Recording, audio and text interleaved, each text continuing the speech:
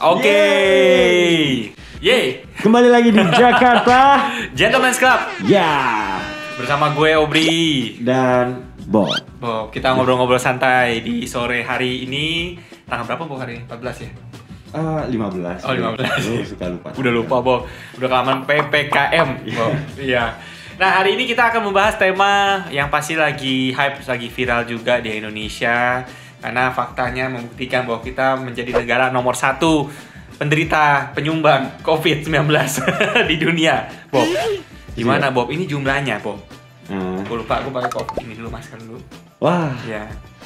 ini saya menaati prokes ya. Habis enak kan ngomong di mic kan, lebih Oh, suka gimana ngomong gitu. Jadi kamu suka ngomong di mic sambil pegang mic gitu. Iya. Ditiup nggak mic ya? Jangan nanti berdiri. Oke, jadi ini data yang didapatkan dari tim Pansos bahwa perkembangan COVID-19 di Indonesia ini positifnya udah mencapai 2.670.000. 2.670.000. Gimana tanggapan lu Pop ini? 2 Ini banyak banget. Banyak Coy. banget, yes, banyak banget. Tapi ini kalau dibilang presentasinya ya, kan populasi di Indonesia 200 juta. Iya sih. Jadi itu kayak kalau kita bilang tinggi, memang tinggi, tapi kita harus balik lagi lihat dari keseluruhan total penduduk Indonesia berapa, 200 juta. Kalau 2 juta, tapi negaranya kayak negara Timur Leste, itu banyak. Karena penduduknya cuma berapa? Mayoritas kena. Itu udah ya ini sih jauh sih.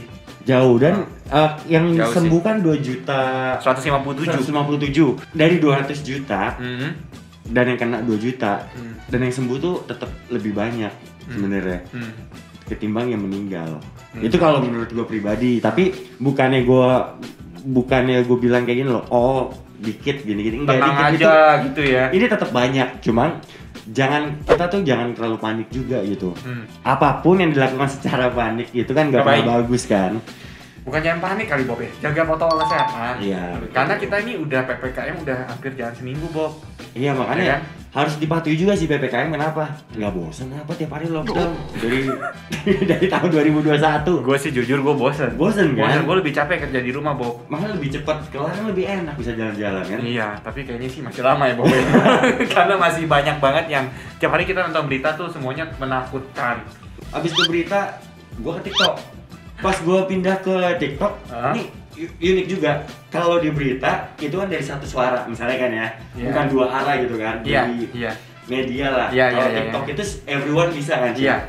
Nah di sini baru kelihatan kayak ada pro dan kontranya. Kalau pro-nya kayak ada yang dukung, ada yang marah-marahin juga kan. Lo kalau nggak bisa ikutin PPKM, nggak akan kelar gitu. Tapi ada kontranya juga, orang-orang tuh kayak saat di lockdown, saat di karantina tuh mereka ada yang dagangannya diambil paksa. Yang gue heran tuh adalah tukang gerobak atau apa gitu ya, disemprotin gitu. Itu di komplek gue juga Bob. Nah, setiap sore siang disemprot. Nah, tujuannya apa? Semprot yang gue kesel kena mobil gue. Gue kesel terus semprot set gitu. Tujuan yang pertanyaan gue adalah tujuannya tuh apa gunanya? Kan tujuannya kan biar nggak ngumpul. basmi virus. Enggak, kalau ini yang gue liat di TikTok tuh biar nggak ngumpul, suruh tutup. Jadi semprot pakai air, bener-bener air cannon, water cannon. Oke, lagi dangdutan. Iya. Iya. Kayak orang lagi demo lah di semprot water cannon itu. Dan kan, ini menurut logika gue aja ya. Iya, pandangan lu lah. Gue tuh mikirnya kenapa nggak biarin buka aja? Toh mereka tetap bisa jualan asal online kan. Gimana mau tetap cari duit gitu kalau lu suruh tutup? Kalau menurut lu gitu, tapi menurut gua kenyataannya kan lu tahu sendiri kita udah banyak menghadapi orang-orang masyarakat di Indonesia. Iya, yang susah diatur kalau menurut gue. Ya memang. Ya. Dikasih tahu baik-baik nggak bisa, dikasih tahu galak-galak komplain. Nah, lu mesti gimana kalau gitu? Emang gue nggak menyamaratakan ya, tapi banyak yang dari kita, kadang pun kita juga kayak gini ya, orang-orang di masyarakat kita tuh emang manja kadang. Inilah kadang yang harus diubah sih. Harusnya sebelum PPKM dicari titik tengahnya kalau menurut Cari solusinya. Solusinya. Kadang-kadang solusinya nggak tepat ya. Nggak tepat. Jadi orang juga kaget, bukan masalah dikerasin atau dihalusin gitu kan. Dari 2020 awal mulai kita lockdown sampai Agustus September itu kan adaptasi kan. Baru mulai namanya orang yang nggak bisa online jadi online. Ya. Bapak-bapak yang tadinya nggak bisa pakai handphone jadi mulai belajar untuk pakai handphone karena nggak akan bisa survive kan. Iya. Nah Dari yang datang ke panti pijat jadi open BO. Iya, masuk ke hotel kan. Iya, betul. Jadi online kan. Iya, bapak-bapak yang udah nggak ke tanah seratnya jadi belajar kan online. Dari situ udah mulai adaptasi nih. Jadi setelah September ke Desember itu orang udah mulai beradaptasi kan. Oh, udah mulai bisa nih sistem kayak gini. Tiba-tiba diubah lagi gitu. Iya. Kaget gitu kan. Emang kita kan udah banyak berubahnya, Bob. Kita Banyak, dipaksa iya. di dunia ini dipaksa berubah. Harus emang kalau Iya. nggak akan maju sih. Jadi yang biasa berkumpul sekarang semuanya online ya kan? Nah, iya. Nah, ngomong-ngomong soal yang tadi lu bilang soal yang susah diatur, itu juga ada fakta yang lucu nih yang gue mau share ya. Nah, soal ini nih Bob yang lagi hype nih, sebar hoax COVID-19, Dr. Louis Owen ditangkap. Orang sehat dikejar-kejar, diurusin, dicari-cari pakai alat. Begitu alat bilang positif atau reaktif, Anda terpapar virus. Nah, tapi orang yang sakit ke rumah sakit itu ditelantarkan, harus nunggu dulu apa kata alat, coba Pak. Gimana otaknya? Gimana otaknya?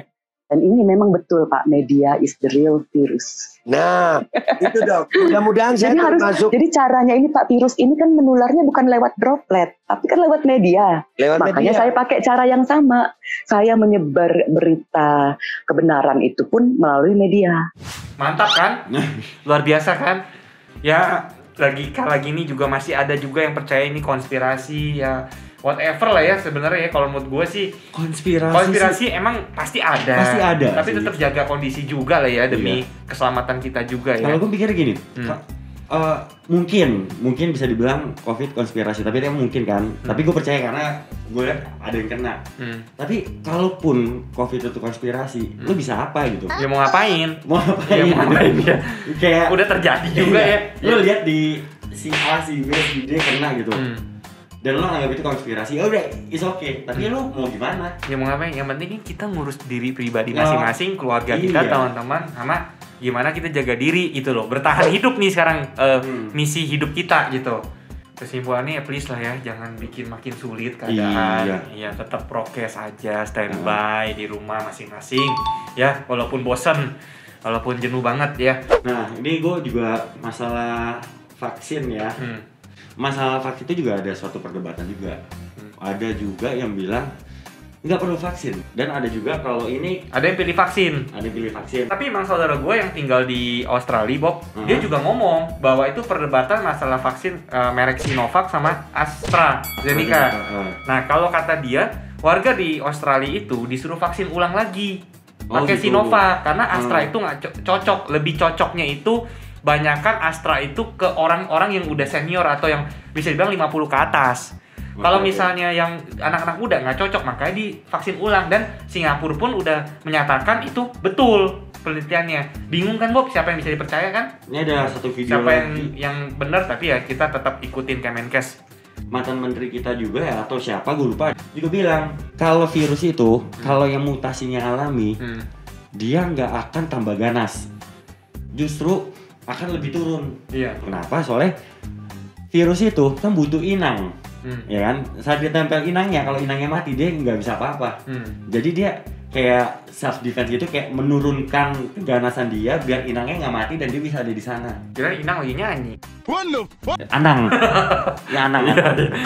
Oke. Jadi gitu katanya. Jadi virus itu yang harusnya alami itu berarti kalau gue tangkep ya, jadi kayak oh mungkin ini emang mutasi buatan, karena kalau yang alami dia akan lebih ganas. Kayak pusing ya. Gue tuh nonton berita, baca media, pokoknya apapun itu yang bersifat news, gue pusing. Kalau kata kebanyakan inputnya. Kalau kata Om Deddy, jangan nonton berita, cepet mati. Iya. Saudara ngomong apa, teman ngomong apa, kita melakukan apa aja salah kan? Tapi gue setuju sama dia. Selalu happy, positif. Ya udah, walaupun gak ada duit, nangis sih. Itu pesennya, dikejar cicilan. Pusing sih, tapi mau gimana, tetap harus. Tapi emang itu menjaga imun tubuh. Happy, ya. Jangan lupa minum bir. Seminggu 3 kali. Bir brand maksudnya. Maksud saya. Yang lagi susah dicari. Tuh bayangin ya, ada-ada aja kan. Kemarin lu lihat kan di masyarakat ngumpul di supermarket yang ngeborong bir brand. Oh, bir brand. Iya, katanya menjaga imun tubuh. Menjaga sih, karena gue mabok tuh minum itu jadi enggak. Jadi enggak jadi muntah ya. Enggak jadi muntah. Benar juga sih. Iya. Itu panik. Kalian harus taatin, tapi jangan terlalu panik juga. Kesimpulannya, taatin prokes, jangan keluar rumah kalau nggak penting ya. Vaksin kalau yang belum vaksin, jangan usah nanya ini penting itu lah, vaksin aja dulu. Yang keempat, rajin olahraga.